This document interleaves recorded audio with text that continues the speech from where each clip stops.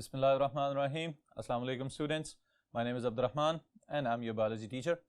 आज स्टूडेंट्स जो टॉपिक हम स्टार्ट करने जा रहे हैं दैट इज़ शॉर्ट टॉपिक. इसमें हम पढ़ेंगे ड्यूटेरोमाइसीट्स, ड्यूटेरोमाइकोटा और उसके साथ एक और छोटा सा पोर्शन में ऐड कर रहा हूँ इकोलॉजिकल इंपॉर्टेंस ऑफ फंजाई. दोनों शॉर्ट टॉपिक्स हैं और शॉर्ट क्वेश्चंस के लिए इंपॉर्टेंट हैं. तो डिटेल्स देखते हैं बोर्ड पे.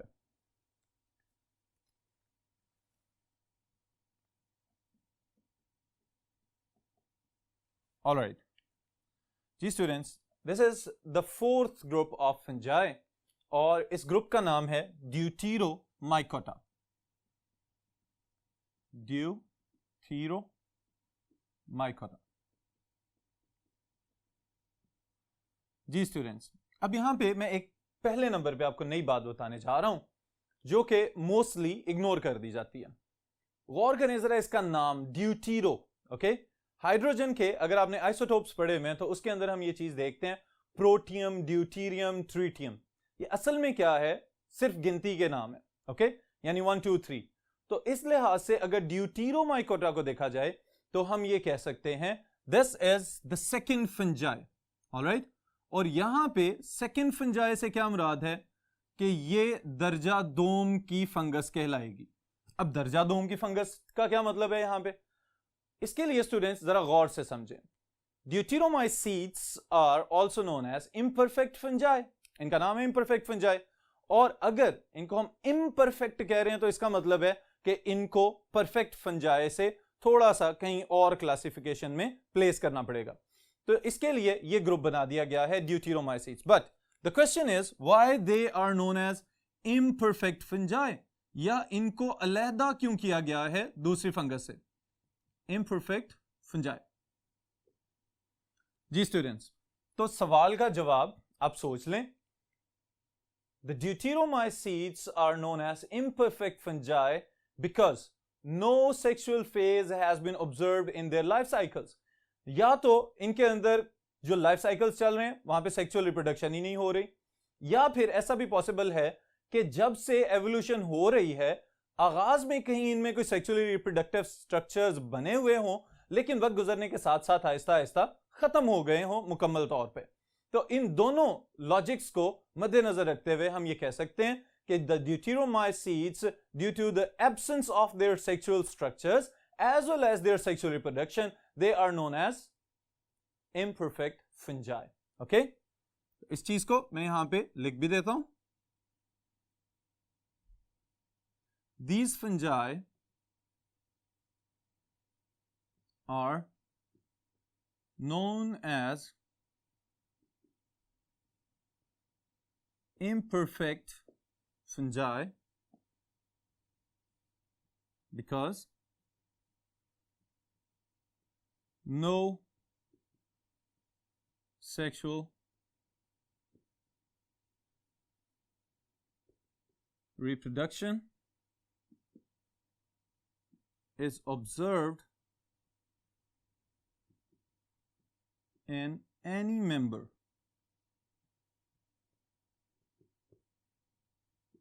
Alright, कोई सेक्सुअल रिप्रोडक्शन नहीं है. फिर इसके बाद एक और भी पॉसिबिलिटी जो हम डिस्कस कर सकते हैं कि ज्यादातर जो इनके अंदर मेंबर्स हैं they are more closely related to ascomycetes. और एस्कोमाइसीट्स क्या हैं?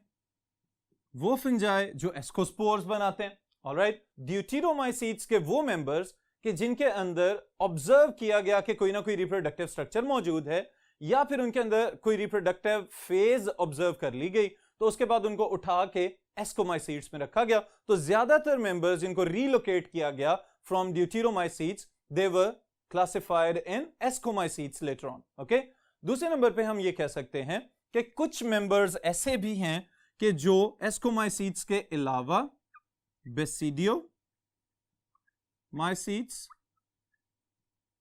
और जाइगोमाइसीट्स इनके अंदर भी प्लेस किए गए हैं.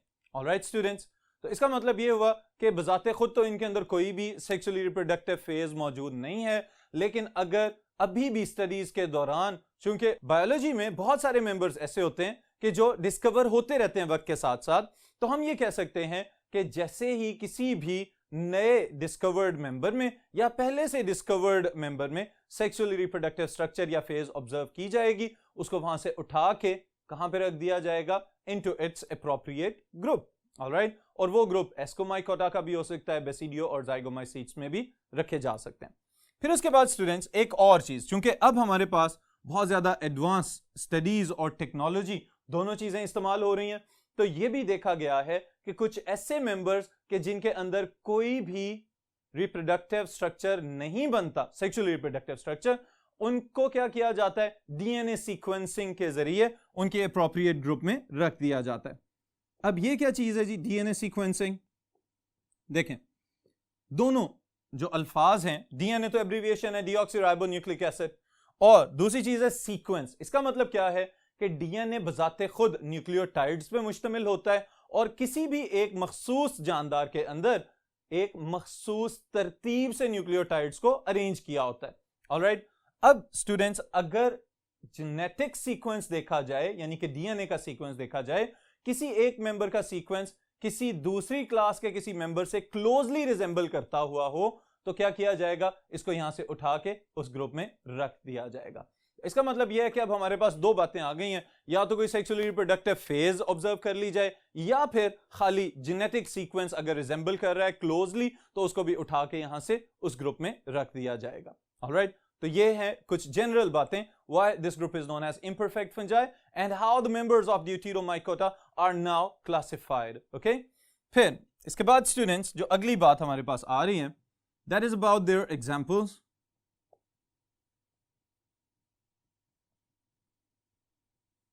जी, एग्जाम्पल्स में स्टूडेंट्स सबसे पहले नंबर पे तो मशहूर जमाना मेंबर इनका, आप लोग मल्टीपल चॉइस क्वेश्चन के लिए भी याद रखिएगा, Penicillium, that is also known as blue mold or green mold. All right, फिर इसी तरह aspergillus,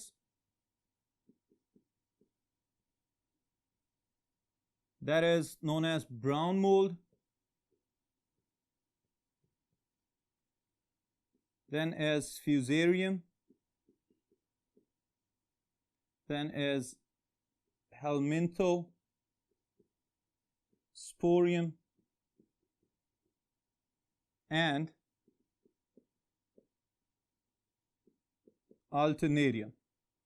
Alright students, examples याद रखिएगा multiple choice question के लिए कि these members they belong to imperfect fungi because no sexual phase has been observed in their life cycles. Okay?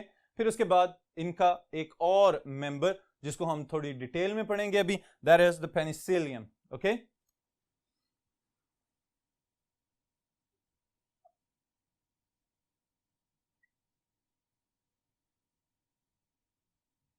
All right students, what do you know about the penicillium? इसके मुताल्लिक कोई ऐसी information जो आपके जहन में हो? Yes? All right. देखें जी, सबसे पहली बात है कि Penicillium is known for the antibiotic penicillin. इसकी पहचान जो है वो है एक अदद एंटीबायोटिक जो कि डिस्कवर की अलेक्जेंडर फ्लेमिंग ने, और उसने कहा कि ये फंगस के एक्सट्रैक्ट से हासिल की गई एंटीबायोटिक है और इससे हम दूसरे नुकसानदेह माइक्रोब्स, जर्म्स को खत्म कर सकते हैं। ऑलराइट, तो सबसे ज्यादा तो इसकी एक ये अहमियत है। फिर उसके बाद स्टूडेंट्स अगर हम सिर्फ स्ट्रक्चरली बात करना चाहें अबाउट पेनिसिलियम, तो हम ये कह सकते हैं कि they hyphae, they are septate. Alright, अगर हम इसके मोड ऑफ न्यूट्रिशन की बात करें तो इसका जवाब तो सबको आना चाहिए। Yes, what kind of mode of nutrition can be observed in penicillium? क्या हो सकता है? ओके जी students, because it is a fungus so it should be heterotrophic. Alright, और कौन सी हेट्रोट्रॉफिक है? It is saprotroph. सेप्रोट्रॉफ है तो इसकी वजाहत के लिए मैं एक और लफ्ज का इजाफा कर देता हूं, दिस इज डीकंपोजर। ऑलराइट, इसका मतलब यह है कि अगर हमने इसको देखना हो तो कहां पे देखें? कहीं भी कोई खराब होती हुई खुराक नजर आ जाए, ऑलराइट, या फिर कोई फल गल सड़ रहे हों तो उनके ऊपर एक फजी सी अपीयरेंस बनाएगा। और चूंकि हमने इसको अभी यहां पे मेंशन किया था, इट इज ब्लू मोल्ड और ग्रीन मोल्ड, तो ब्लू या ग्रीन कलर की सर्कुलर कॉलोनीज बनाता हुआ नजर आएगा। स्ट्रॉबेरीज के ऊपर भी ये आपको नजर आ सकता है, और साथ ही साथ जो सिट्रस फ्रूट है, स्पेशली माल्टे वगैरह, उनके ऊपर ये एक बड़ी सिग्निफिकेंट किस्म की ग्रोथ शो करता है। ऑलराइट, देन एक इसका अपना characteristic feature, that is conidia. Yes, now you should know what are conidia. Conidia are asexual spores by which imperfect fungi usually reproduce. Okay? अब conidia हैं क्या, इसको डिफाइन कर लेते हैं। Asexual spores, all right, present in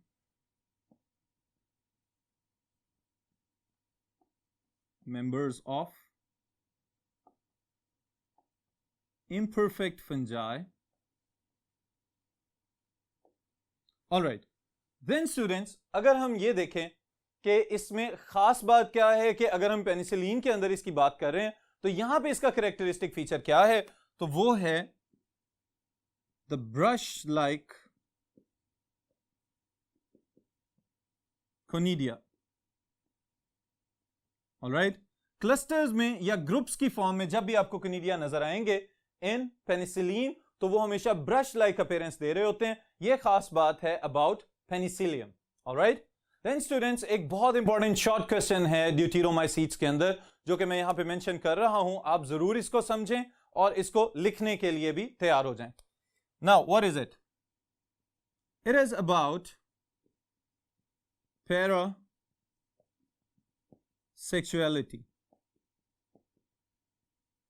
no, what is पैरासेक्सुअलिटी?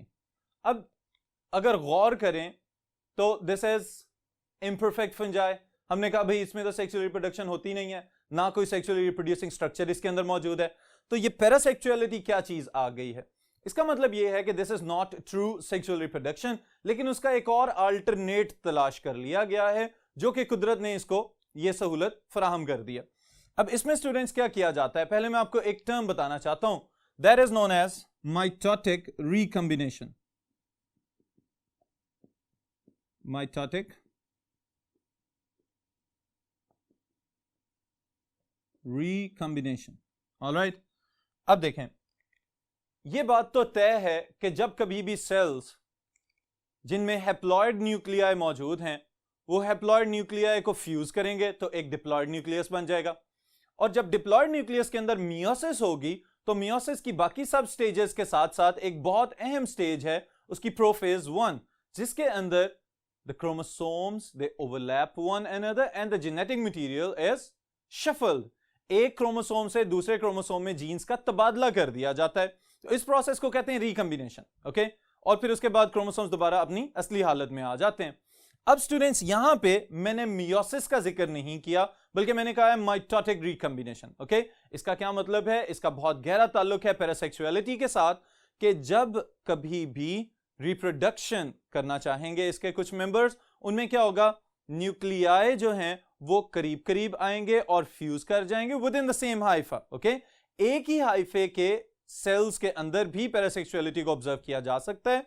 यहां पे क्या होगा, न्यूक्लियाई फ्यूज करेंगे और उनके जो क्रोमोसोम्स हैं वो आपस में ही जेनेटिक मटेरियल का तबादला कर लेंगे। अब यहां पे मियोसिस नहीं हुई, रिडक्शन डिवीजन नहीं हुई, प्रॉपर क्रॉसिंग ओवर उस तरह से नजर नहीं आ रही जैसे स्टेप बाय स्टेप चेंजेस के साथ हमें मियोसिस होती हुई नजर आती है। यहां पे माइटोटिक रिकॉम्बिनेशन में उस तरह से तो नहीं होगा, but the components, the genes, they will be shuffled from one to other chromosome. Okay, इस प्रोसेस को हम कहते हैं पैरासेक्सुअलिटी। And this is very important short question, students. Okay? Then, जो दूसरा पार्ट मैंने आपको कहा था, इसके साथ हम ऐड कर रहे हैं, it is about ecological importance of fungi. जी, अब स्टूडेंट्स, इकोलॉजिकल और इकोनॉमिक इंपॉर्टेंस, ज्यादातर ये दो किस्म की टर्म्स यूज की जाती हैं। ओके, अब इन दोनों में डिफरेंस का भी आपको पता होना चाहिए, फर्क भी समझ लें और साथ ही साथ इसको याद भी रख लीजिएगा। एक टर्म है ecological importance. Now what is ecological importance? Ecology हम कहते हैं कि माहौल का मुतालिया। ओके, इसका मतलब यह है कि अगर कोई भी जानदार एनवायरनमेंट के लिहाज से फायदेमंद या नुकसानदेह है तो वो उसकी इकोलॉजिकल इंपॉर्टेंस कहलाएगी, जिसमें ना सिर्फ ह्यूमंस बल्कि बाकी तमाम इकसाम के लिविंग ऑर्गेनिजम्स और उस एक मखसूस इकोसिस्टम के तमाम फैक्टर्स शामिल हों या मुतासिर हो रहे हों, वो उस लिविंग ऑर्गेनिज्म की क्या कहलाएगी? Ecological importance. ओके, फिर अगर दूसरी तरफ आ जाएं तो हम ये कह सकते हैं that is economic importance. Economic importance का लफ्जी मतलब बनता है मुआशी अहमियत। ओके, और मुआशी अहमियत को हम अपने ऊपर अप्लाई कर लें, वो तमाम किस्म की इंपॉर्टेंस जो किसी भी जानदार की डायरेक्टली और इनडायरेक्टली रिलेटेड है टू द ह्यूमंस, तो हम ये कह सकते हैं that is economic importance. Okay, उसमें कुछ खाने पीने वाली अशिया भी शामिल होंगी और उसमें कुछ मेडिकल इंपॉर्टेंस की चीजें भी शामिल हो सकती हैं, और तो और उसमें डिजीज कॉजिंग लिविंग ऑर्गेनिजम्स भी हो सकते हैं जो इंसानों में बीमारियां फैलाते हैं। फिर हम जरा इसकी बात कर लें कि how fungi is ecologically important. Okay, इसके लिए स्टूडेंट्स मैं चाहूंगा कि आप इसको 3 पार्ट्स में डिवाइड कर लें। The first one, decomposers.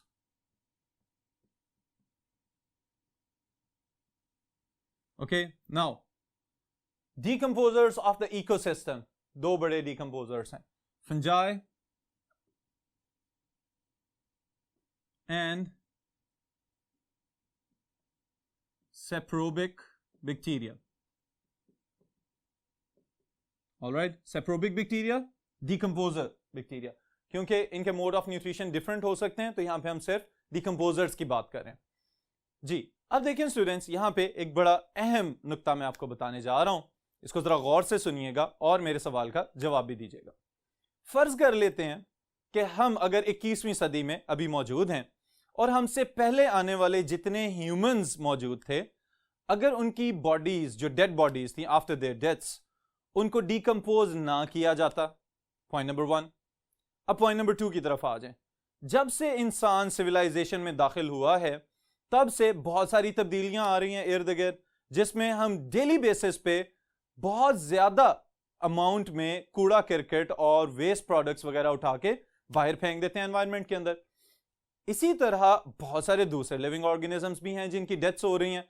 आए रोज कोई ना कोई एनवायरमेंटल चेंज की वजह से दरख्तों की भी डेथ्स हो रही हैं और एनिमल्स वगैरह भी उनकी भी डेथ्स हो रही हैं। तो अब इन सब अमवात के बाद अगर ये फर्ज कर लिया जाए कि हमारे एनवायरनमेंट में डीकंपोजर्स ना होते तो फिर क्या होता? जी, सोच लिया आपने अपना जवाब।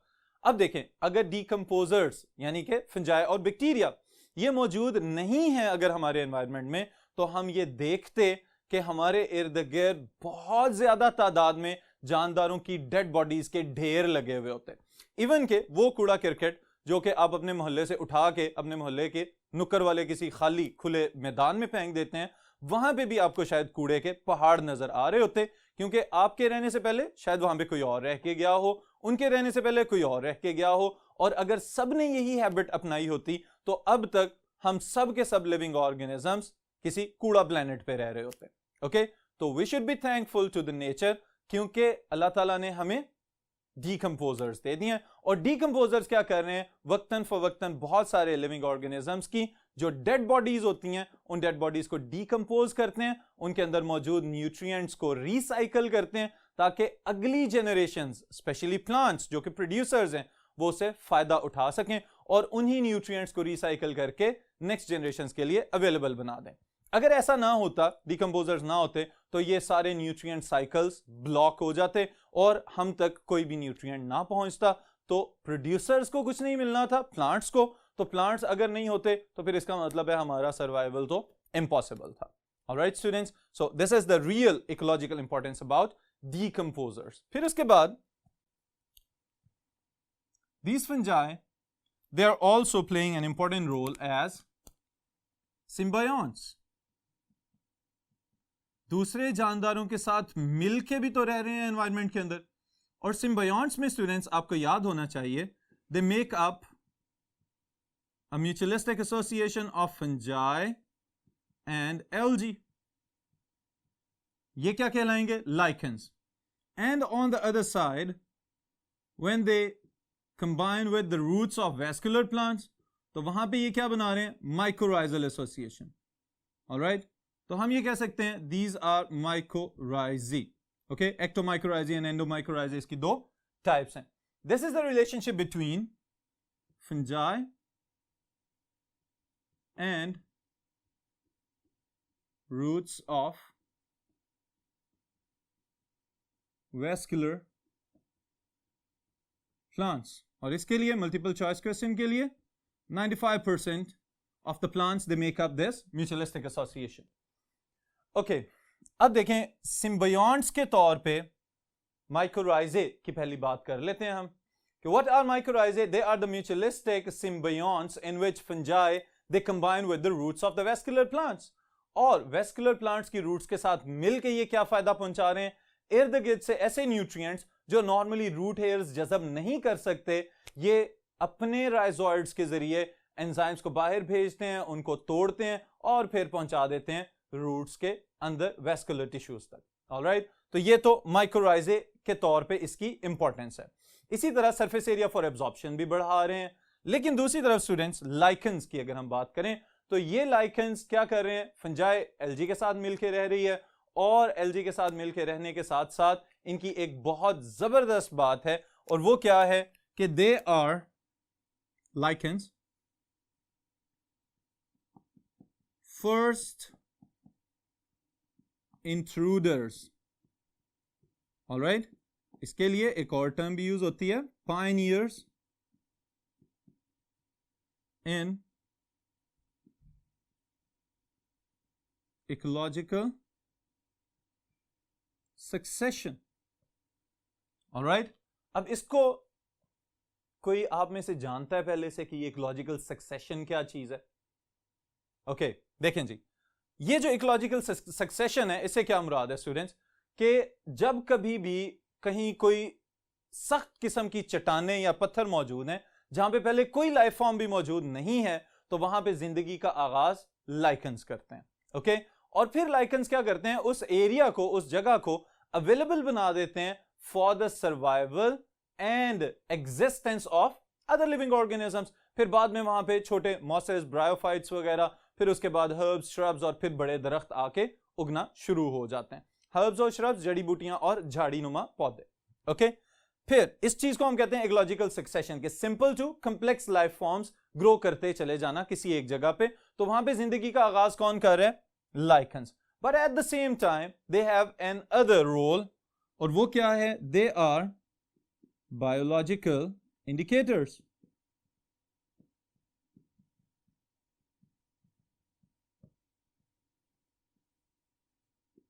Of air pollution.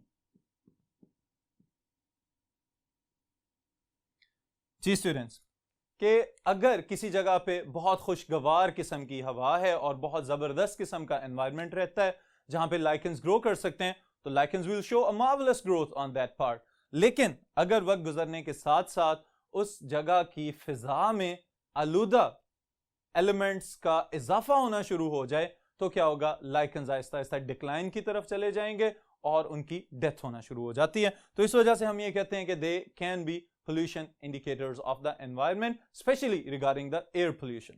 Okay? फिर इसके बाद स्टूडेंट्स एक और लास्ट बात जो कि इकोलॉजिकल इंपॉर्टेंस में शामिल करनी है हमने, that is about fungi. They can be used in bioremediation.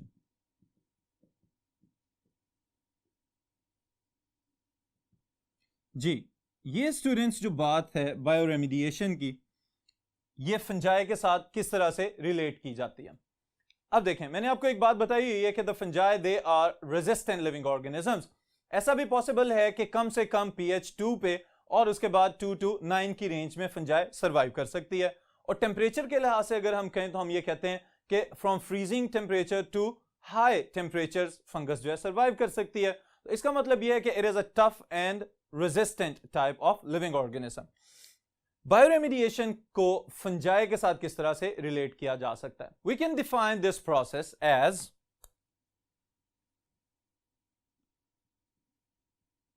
the removal or degradation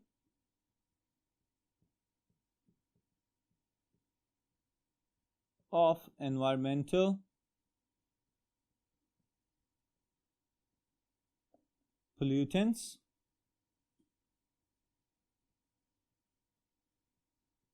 or hazardous elements by using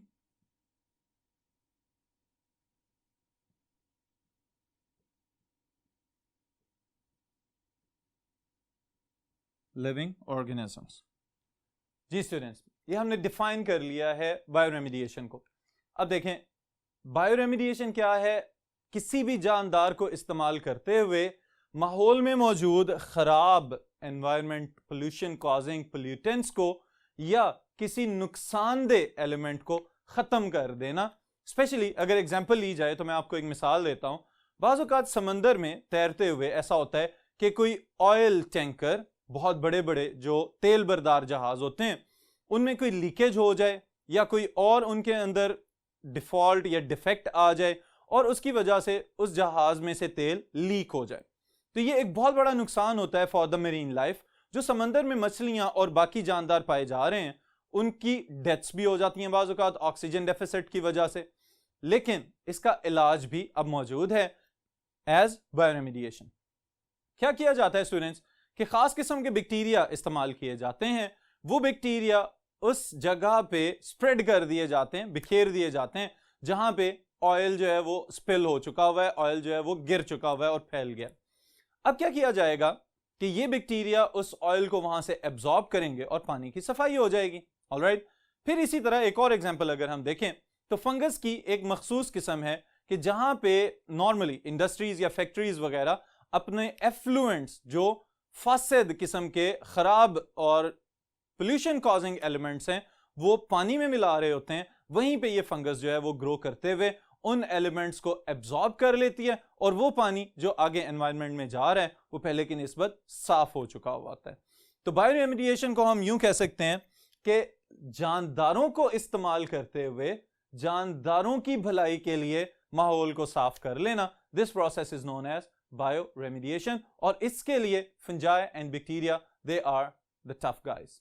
alright students, तो इसको यहीं पे हम रोक रहे हैं, फिर इंशाअल्लाह ताला कंटिन्यू करेंगे इसको with the next topic in next session.